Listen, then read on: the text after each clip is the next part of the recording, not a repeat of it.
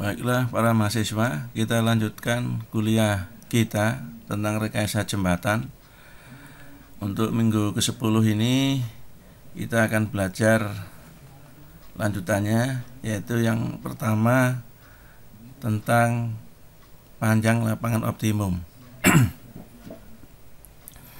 Kita lihat di sini ada gambar beberapa rangka, yaitu bentangnya sama, cuma lambdanya beda-beda. Nah, tentunya kelima macam ini, contoh aja ya, kelima macam ini semuanya bisa digunakan. Cuma kita dalam mendesain sebuah rangka itu tujuan kita hanya dua macam, dia hanya kuat dan murah. Nah, murah dalam arti kalau di bacaan baja dia ringan. Jadi apapun bentuknya, kalau dia ringan berarti dia itu termasuk rangka yang murah. Nah, di sini diberikan contoh. Jadi ini yang lambda 1 agak lebar, agak sempit, lebih sempit, ini lebih sempit lagi. Tentunya kalau untuk yang jarang-jarang begini, batang-batangnya sedikit. Nah, tapi kalau dihitung biasanya batang-batang ini akan kecil, besar-besar, sehingga berat-berat ya. Kalau di jumlah pun juga bisa mungkin berat gitu. Kalau ditambah satu lapangan, jadi lambda 2 lebih kecil lagi, jadi ini 1, 2, 3, 4, 5, 6 jadi 7. Maka lambdanya lebih kecil, batangnya lebih banyak, tapi dia akan lebih kecil-kecil. Jadi kalau di jumlah belum tentu dia lebih berat daripada yang atas, atau bahkan belum tentu dia lebih ringan. Dan seterusnya. Pada gambar ketiga kita tambahin lagi satu span ya, satu lapangan. Gambar 4 kita tambahin lagi satu lagi, gambar 5 kita tambahin satu lagi. Nah, berdasarkan tujuan kita tadi kuat dan murah, maka kita harus mencari yang ringan. Oleh karena itu, beberapa alternatif ini harus kita hitung dulu, kemudian kita jumlah beratnya, ya, termasuk gelagar melintang dan memanjangnya. Mana yang lebih kecil itu yang kita pilih. Jadi contohnya, kalau gambar 1 itu dia beratnya sekian. Ini kalau ini contoh aja ya, contoh aja. Gambar 2 beratnya sekian. Gambar 3 beratnya sekian. Gambar 4 sekian. Gambar 5 justru malah naik lagi. Jadi di sini adalah berat gelagar melintang dan gelagar memanjang termasuk rangkanya. Nah, artinya apa? Artinya lambda 4 ini adalah yang paling kecil beratnya, sehingga ini yang kita pilih.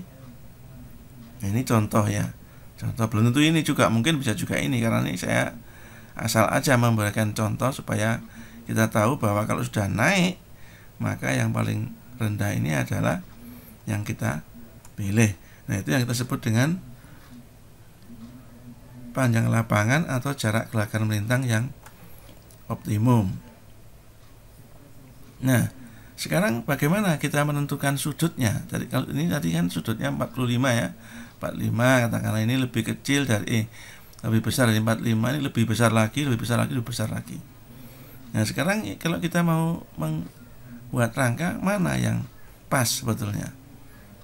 Sudut ini berapa? Oleh karena itu, dengan pertimbangan ekonomis ya, dia supaya murah, kita tetap mempertimbangkan masalah beratnya. Nah, kalau kita ambil satu kotak saja ini dengan ini diagonal, maka untuk menghitung beratnya ya kita harus menghitung luas penampangnya dan panjangnya. Ya, kalau F itu adalah luas penampang, ya, luas penampang. Kemudian V adalah gaya lintang, D adalah diagonal, adalah gaya lintang dibagi sine alfa. Kemudian lambda 1 ini lebih panjang dari lambda, sehingga lambda dibagi cos alfa sama dengan lambda 1. Nah, ini F adalah luas penampang. Kemudian F kita ganti ya dengan D per sigma izin. D kita ganti menjadi ini per sinus alfa Sehingga F kali lambda 1, ya penampang kali panjang kali volume, adalah F dikalikan lambda 1. Ya, ini lambda 1, ini F-nya ini. Ketemu ini 2V lambda per sigma X kali sin 2 alfa. Supaya ini kecil, maka ini harus besar. Supaya sin 2 alfa besar, maka alfa harus 45. Ini tidak sama dengan batang yang lain. Karena vertikal ini akan kecil, butuh alfa yang kecil. Kalau batang tepi atas dan bawah, dia akan kecil, butuh alfa yang besar. Tapi ini paling menentukan dalam sebuah rangka, sehingga kita harus mengacu ke sini juga. Tapi kita juga tidak boleh meninggalkan alfa 45, ya, sehingga kita bisa menyimpulkan bahwa alfa itu sebaiknya lebih besar dari 45, atau tinggi rangka lebih besar daripada lambda. Ini adalah perkiraan H, ya, perkiraan H. Ini dari sebuah buku 1/8 sampai 1/5, 1/6 sampai 1/4 untuk KA. Ini jalan raya. Saya ini cukup konservatif menurut saya. Jadi sebetulnya ini 1/10, 1/8, 1/8, 1/6 itu sudah cukup sebetulnya. Nah, ini kalau jembatannya bentangnya besar-besar, kita sehingga gerakan memanjang nanti akan melendut cukup besar, maka kita boleh membuat rangka anak ini supaya lambda ini menjadi kecil-kecil. Pemilihan dimensi kita sudah tahu 3 macam, ya, batang, vertikal, diagonal, dan tepi atas. Ini butuh inersia besar. Nomor 2 adalah diagonal, nomor 3 adalah vertikal. Jadi kalau ada perencanaan jembatan yang batang tepi atasnya kecil, diagonalnya besar, vertikalnya besar, itu tidak masuk akal karena tidak mengikuti kriteria ini. Nah, sekarang pemilihan tipe pondasi, ya. Pondasi itu kita sangat tergantung dari jenis tanah dan besarnya beban, ya. Ini besar, beban, jenis tanah, dan kedalaman. Kalau tanahnya bagus, kita bisa menggunakan langsung. Kalau tanahnya bagusnya agak masuk ke dalam, kita bisa menggunakan sumuran. Kalau tanah bagusnya ada jauh di bawah, maka kita menggunakan yang panjang. Kaisang ini kalau jembatan saya kira tidak perlu kita pilih, ya, karena ini untuk dermaga di pinggir laut. Jadi untuk menghitung pondasi kita harus mempertimbangkan juga tentang uplift. Nah, sekarang ini kestabilan struktur batang atas, ya, yang ini untuk rangka terbuka. Tertutup tidak perlu kita lakukan. Kalau rangka terbuka seperti ini, kalau kita lihat gambarnya, nah ini, maka dia akan bisa berubah bentuk seperti ini. Nah, kalau dia bisa berbentuk seperti ini, kalau kita lihat rangka atas ini, batang atas ini, dia akan bisa meliuk-meliuk seperti ini. Bisa 1, bisa 2, bisa 3. Ya, tergantung daripada kondisi daripada batang atas. Nah, kondisi yang meliuk-meliuk ini tidak boleh terjadi, maka kita harus bertahan dia cepat lurus. Nah, apa kriterianya batang atas itu? Batang atas itu harus mempunyai kriteria bahwa batang yang terjadi, kalau kita menghitung, maka di sini ada gaya batang, gaya batang, gaya batang. Batang yang terjadi itu, gaya batang yang terjadi tidak boleh lebih besar dari kemampuannya. Nah, gaya batangnya harus dikalikan safety factor. Kita lihat kemampuannya pada slide berikutnya. Ya, ini penurunan rumusnya, nanti akhirnya ketemu ini. NC ini adalah kemampuannya. Nah, kemampuan ini harus sama dengan ini adalah 2 akar CEI. Nanti C-nya kita jelaskan pada slide berikutnya.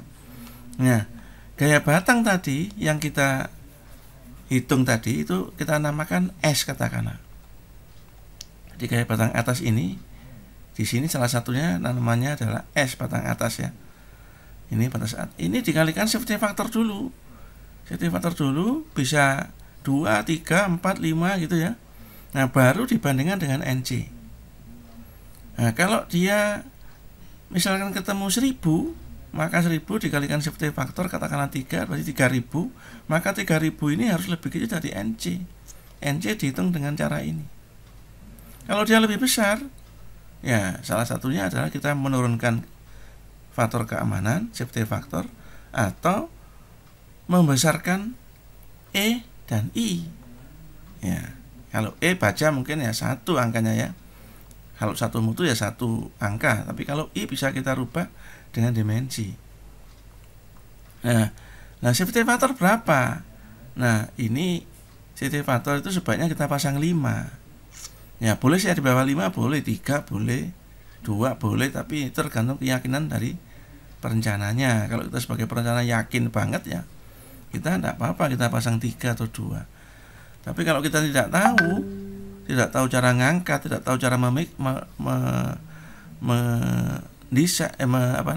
melaksanakan, maka kita harus pasang safety factor yang agak besar supaya kita bisa nyaman sebagai perencana, itu bisa aman juga gitu ya. Nah, gitu ya. Nah, sekarang ini bisa kita besarkan untuk memenuhi supaya NC-nya besar. E-nya mutunya bisa kita besarkan, atau C. C ini apa? Kita lihat pada slide berikutnya. Ini C. Nah, ini kalau rangka terbuka kan seperti ini nih gambarnya. Ini rangka terbuka, maka dia akan bisa meliuk-liuk tadi, salah satunya dia bisa bergerak ini. Bisa ke A0, bisa ke A1. Ini tidak boleh terjadi juga ini. Nah, terjadinya meliuk-liuk tadi itu, ini terjadinya meliuk-liuk tadi itu karena ini. Karena gerakan ini. Nah, supaya ini tidak bergerak gimana? Ini harus kaku. Yang pertama. Yang kedua, ini harus kaku. Kalau ini melengkung, ini juga ikut melengkung. Yang ketiga, batang atasnya sendiri ini harus kaku juga. Nah, gitu ya. Nah, oleh karena itu kita batasi. Nah, C ini dari perumusan itu adalah 1 dibagi dengan H2 pangkat 3 per 3E kali I batang vertikal. Itu I nya batang vertikal ini. Kemudian H1 kali B, ya. B itu adalah ini, B dibagi dengan 2E kali I girder. I girder itu yang I nya ini. Jadi ini makanya dibatasi, ini harus kaku, I-nya harus besar, ini I-nya harus besar.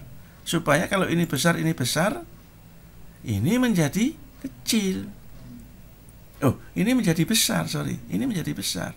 Sehingga kalau C-nya besar, rumus ini NC menjadi besar. Kita bisa main-main di sini. Kita bisa membesarkan ini, kita bisa merubah-rubah ini. H1, H2. Dengan cara apa? Dengan cara memberi stiffener. Semakin tinggi stiffenernya, semakin kaku dia. Makin kaku, ya. Jadi kita bisa main-main di C untuk apa namanya? Geometriknya ini ya. Untuk geometriknya ini kita bisa main-main dengan angka-angka ini. Nah, kalau C ini sudah besar, maka ini akan menjadi besar, sehingga S-nya yang terjadi nanti akan menjadi cukup. Gitu ya. Ya, sekali lagi saya beritahu bahwa 5 ini tidak mutlak 5 ya. Tergantung dari keyakinan kita. Gitu ya, para mahasiswa. Jadi kita bisa menghitung rangka terbuka. Ini khusus untuk rangka terbuka. Tertutup tidak perlu kita hitung. Oke. Nah, sekarang ini tolong dikerjakan. Kira-kira hasilnya apa? Hasil daripada batang atas ini kira-kira hasilnya kuat apa enggak ya? Nah, ini stabilitas guling ya. Jadi jembatan itu juga tidak boleh terguling. Kalau misalkan dia terbuka atau tertutup lah ya, kalau bebannya dia minggir semua ke kanan, trotoarnya ini misalkan di luar rangka, maka dia akan timbul momen ini yang bisa menyebabkan ini terguling.